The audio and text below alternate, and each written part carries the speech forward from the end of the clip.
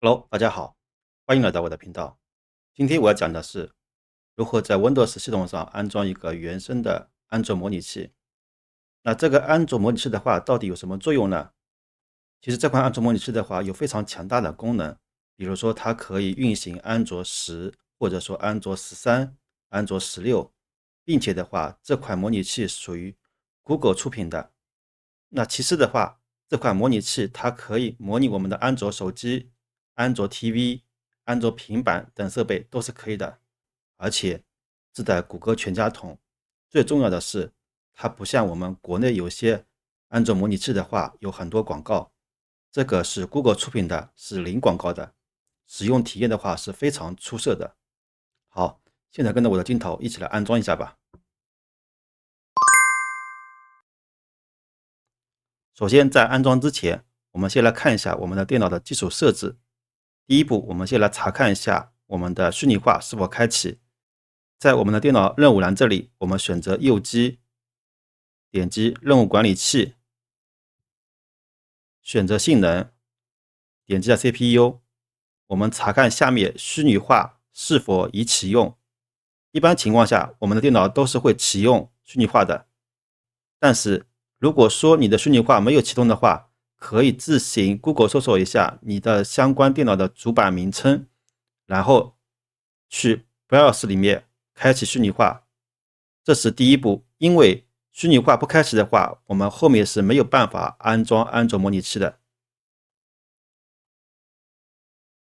开启之后，我们打开控制面板，点击程序，点击启动或关闭 Windows 功能。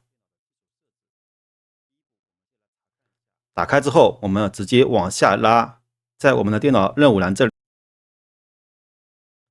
有一个虚拟机平台，或者说相应的有一个英文名称的，我们选中之后，点击确定。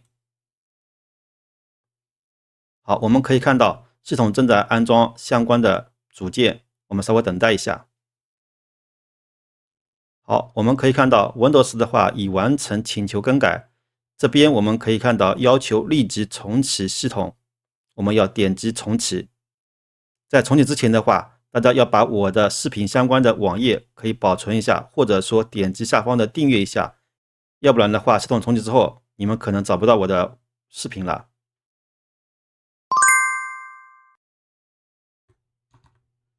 我们来到 Google，直接搜索安卓 Studio， 然后选择第一个打开，点击这个按钮进行下载，选择勾选同意条款，点击下载。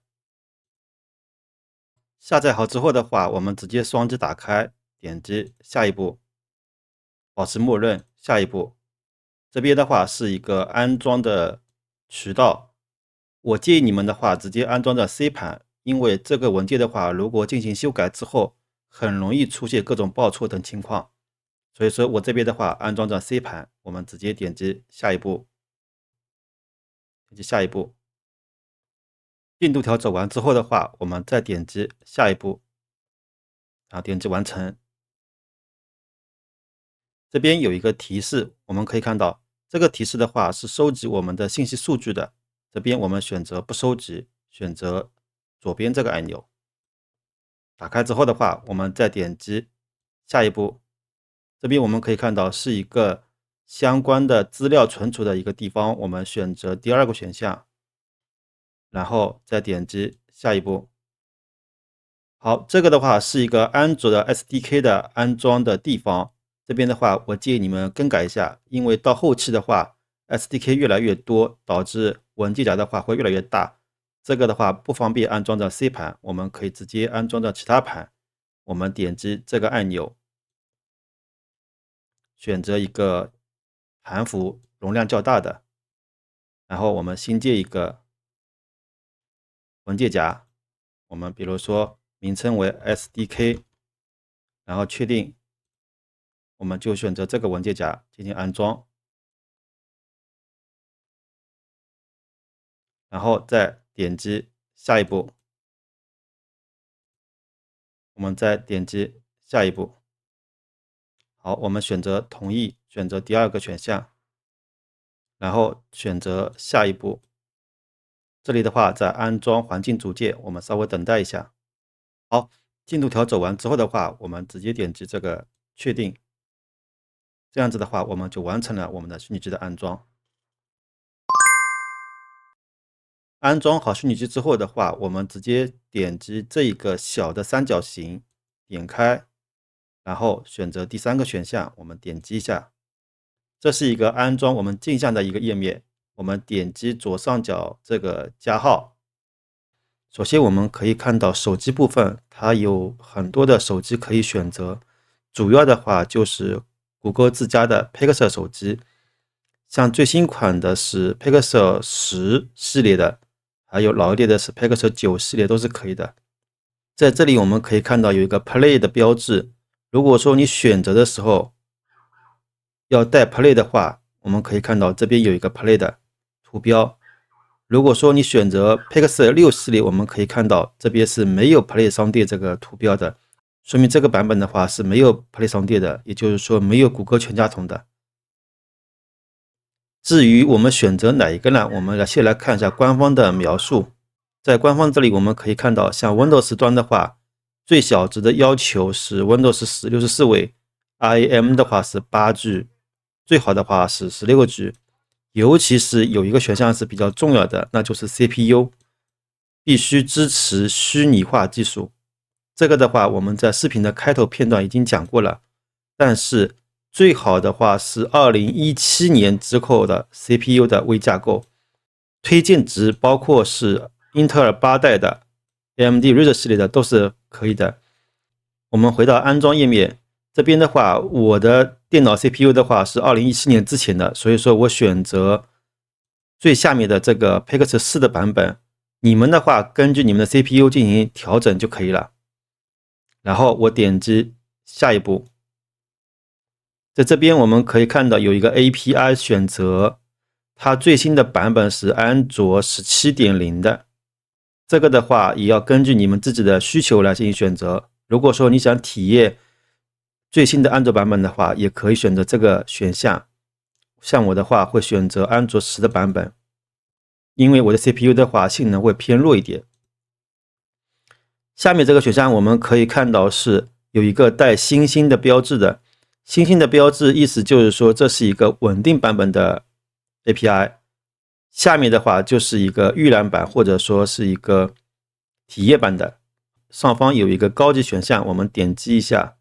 在高级选项这里的话，有几个比较重要的参数，比如说这一个是我们的虚拟机的存储空间，一般情况下 6GB 的话是不够的，我们可以选择32或者64都是可以的。像这个的话就是我们的 SD 卡的存储空间，我们选择 2GB 或者说大一点都可以的。这个的话根据你们自己的需求来进行填写。还有下面的 CPU 的话是适合保持默认，这个的话是显卡的架构问题，我们可以选择第一个或者选择最后一个都是可以的。选择第一个的话是自动模式，第二个的话是显卡加速模式，第三个的话就是 CPU 的模式。IM 的话就是我们手机的运行内存的意思，一般情况下我们选择大一点 4GB 是要的。如果说你的 IM 比较大的话，比如说32G， 你可以选择8G 都是可以的。然后这个的话，我们选择256，保持默认的话也可以。好，配置好之后的话，我们点击右下方的 Finish 的按钮。好，配置好之后的话，我们直接点击右边的三角形启动。启动之后，我们可以看到它弹出了一个手机的页面，我们稍微等待一下。好，我们可以看到手机在启动的过程中。